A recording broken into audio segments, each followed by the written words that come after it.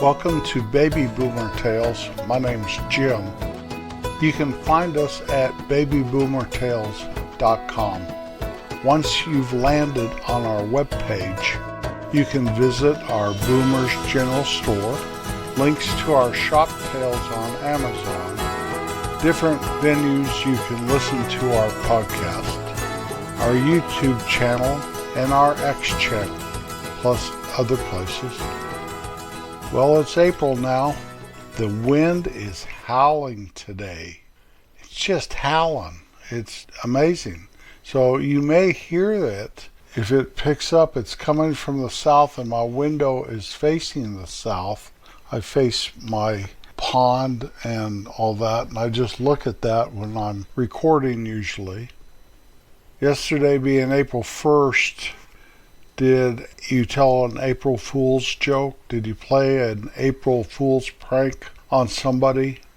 The only time I really remember having an April Fool's joke pulled on me, so I was a little kid. I must have been 10 maybe though, because my brothers were alive, and my parents came in to our bedroom early in the morning and said, "Wake up, boys, there are deer out in the front yard." And we all jumped up and ran into the living room and jumped on the back of the couch. We had to do that to look out the window. We lived in the basement. Our house wasn't finished upstairs yet. We'd stand on the back of the couch to look out the window. And of course there were no deer, and my folks said, "Well, we were just playing an April Fool's joke on you." Now, this was totally out of character for my parents. They didn't do that. They were very truthful with us in most all things, except maybe Santa Claus and the Easter Bunny, stuff like that. But I'll never forget it, how disappointed I was. Now, we lived up in the mountains where we saw deer once in a while, but I don't think ever in our front yard. Opposed to where I live now, they walk right across the front yard. Probably, I don't know, it depends on the time of year, but up to a couple of weeks ago we were seeing them a lot. Now it's turning more into the feel of summer, and we're not seeing them quite so much. Welcome April. The birthstone is diamond, so if you're born in April, your birthstone is diamond. April's flower is the daisy or the sweet pea. Some things that happened in history for April. George Washington was inaugurated the first president of the United States on April 30th, 1789. Leonardo da Vinci, William Shakespeare, and Thomas Jefferson were all born in April. The first shots of the American Revolution happened on April 19th, 1775. The Civil War and World War II started in April. The Ford Mustang was first introduced April 17th, 1964. On April 15th, 1912, the Titanic hit an iceberg.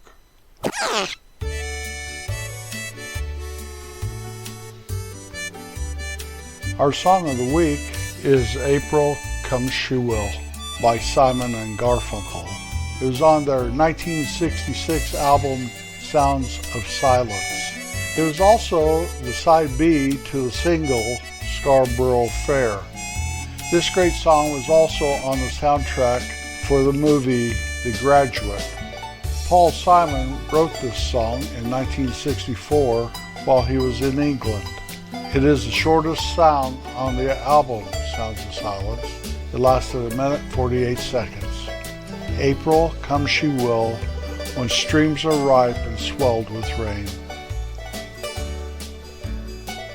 Today, I want to just take a moment to thank some people and possibly places and things in my life. I know I'm going to miss people. Over the course of almost 75 years, there have been many people that have crossed my path or inspired me in different ways, or helped me out, or just was my friend. And there's no way I could mention everybody. And really, I should have been writing stuff like this down for the last couple of years so it'd be a more complete list, but I just started yesterday writing down people, places, and things. I'm trying to do this in chronological order until maybe the end when I tie it all together. So let me have a go at this. I may have to have a volume 2 once I remember all the people and things, events, places I forgot. Let's start with old Doc up at the hospital in K-Town.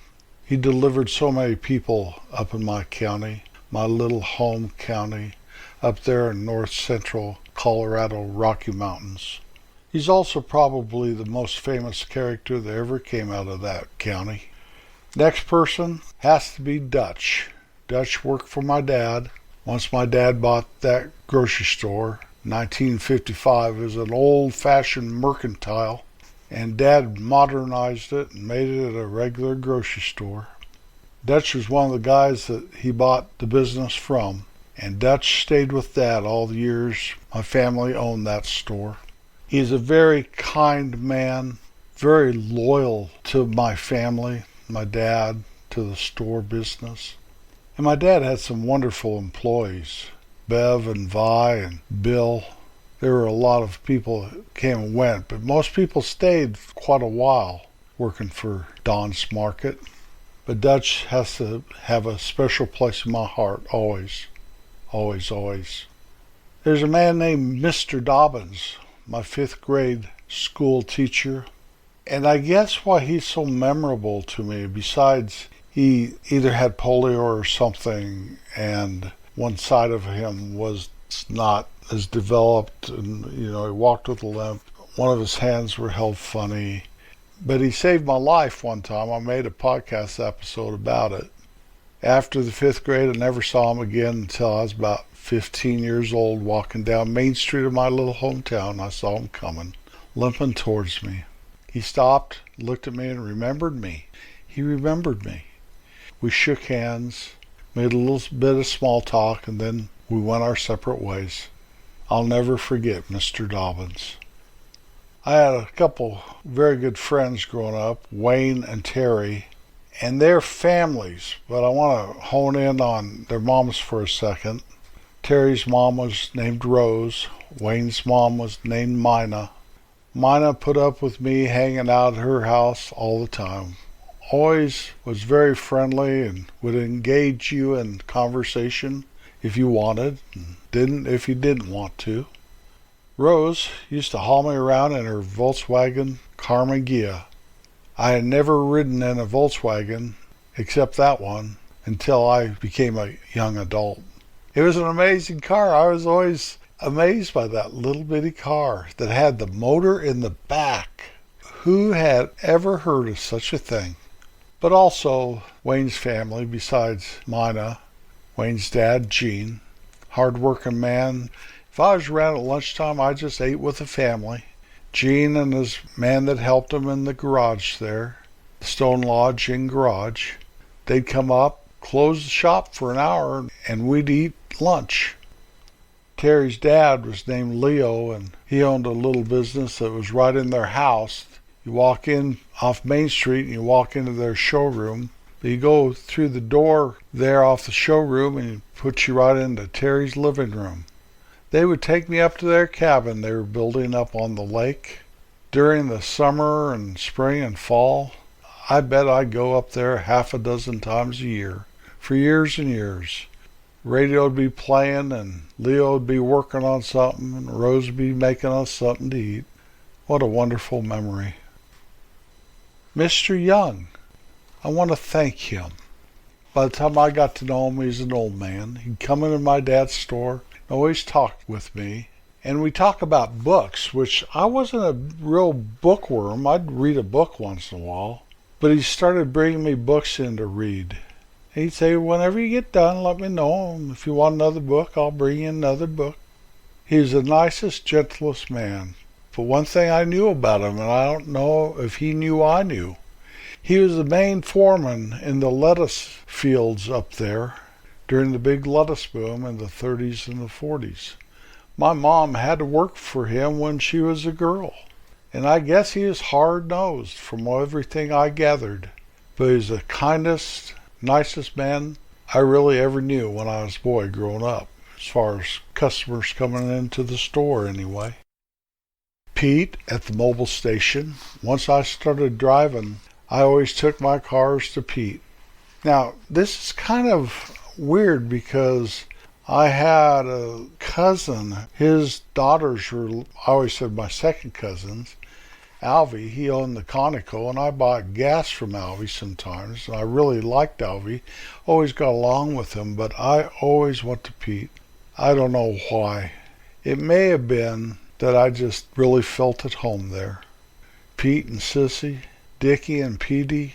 I could leave my car there and not think anything about it, or my pickup truck, sorry. When I say my car, unless I'm talking about the wife's vehicle, I'm talking about my pickup.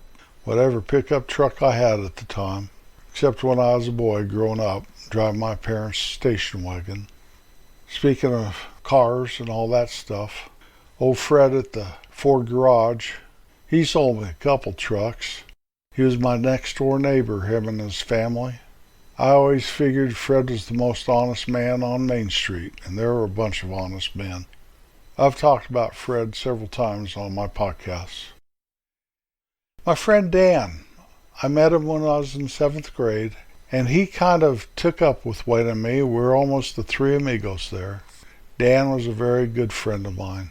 One time after I was married, we had our first kid, had Dan and some girl over for dinner, and our oldest daughter, only kid at the time, she was just a baby, she wouldn't stop screaming. I remember it driving Dan crazy nuts. He was kind enough to not really complain too much about it, but he never came back and I never saw him again. One of my very best friends in all my life. I do miss him. I've heard that he lives somewhere in New Mexico. I probably ought to try to get a hold of him. Dan, if you're listening, all you have to do is write me a note on babyboomertales@gmail.com. Love to hear from you. Old Bob at the drugstore.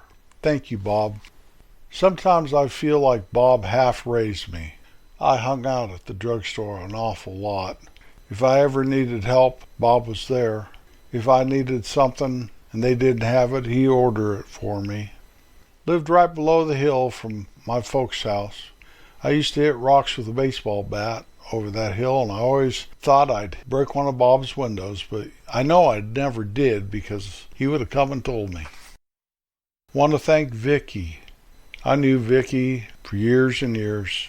She married a friend of mine. I always knew her. Well, she introduced me to Kim.